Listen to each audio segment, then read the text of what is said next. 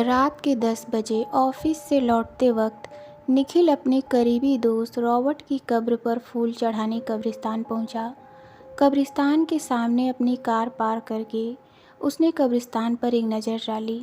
रात के वक्त कब्रिस्तान पूरी तरह से सुनसान था, इतना कि हवा की झोंकों से पेड़ से गिरने वाले पत्तों की आवाज़ भी उसे साफ साफ सुनाई दे रही थी। उसने कब्रिस्तान में जाकर अपने साथ लाए हुए फूल रॉबर्ट की कब्र पर रख दिया और 2 मिनट मौन खड़ा रहा।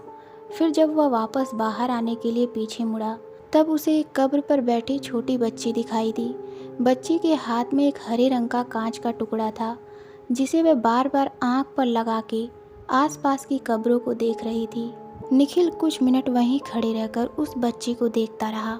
वह इंतजार कर रहा था कोई उस बच्ची की पहचान का आए और उसे सही सलामत अपने साथ घर ले जाए, पर ऐसा हुआ नहीं। फिर निखिल उस बच्ची के पास जाकर खड़ा हुआ। निखिल की तरफ देखते हुए वह छोटी बच्ची मुस्कुराई। निखिल ने पूछा, अरे छोटी, तुम अकेली यहाँ पर क्या कर रही हो और तुम्हारे मम्मी पापा कहाँ पर हैं? फिर वह बोली, मेरे मम्मी पापा अगले कब्रिस्तान में गए हैं, वो वहाँ पर रहते हैं। वहाँ से कुछ ही दूर एक और कब्रिस्तान था, इसलिए निखिल को लगा कि बच्ची शायद उसी कब्रिस्तान के आसपास कहीं रहती होगी। इसे शायद ठीक से अपना पता याद नहीं होगा। फिर निखिल ने पूछा कि तुम यहाँ अकेली क्यों बैठी हो, तुम्हारे साथ कोई बड़ा नहीं है? बच्ची ने जवाब दिया, मेरे पिताजी मुझे यहाँ छोड़ के गए हैं। निखिल ने सोचा कि कैसा निर्दयी बाप होगा, अपनी बेटी को कोई इस तरह कब्रिस्तान में छोड़ के जाता है भला। निखिल उस छोटी बच्ची से इतनी बातें कर रहा था पर उसका ध्यान सिर्फ उस कांच के टुकड़े में ही था। वह बस उसमें एक आंख बंद करके इधर उधर देख रही थी। निखिल ने आखिर उस बच्ची से पूछ ही लिया कि तुम इस कांच में क्या देख रही हो? उसने जवाब दिया कि इस हरे कांच के टुकड़े में मुझे गायब होने वाले लोग दिखते हैं, बहुत मज़ा आता है। गायब होने वाले लोग? निखिल को कुछ समझ नहीं आ रहा था। वह बच्ची के साथ और कुछ देर खड़ा रहा, फिर उसे गोद में उठाकर कब्रिस्तान से बाहर निकल आया। चलते चलते गोद में बैठे उस बच्ची ने अपना नाम त्रिशा बताया। निखिल ने जैसे ही कब्रिस्तान के बाहर कदम रखा उसे अचानक तेज ठंड के मौसम ने घेर लिया।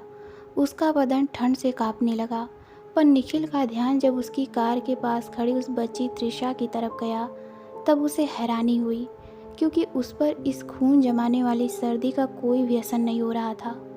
उस वक्त त्रिशा कांच के टुकड़े में से निखिल की तरफ देख रही थी।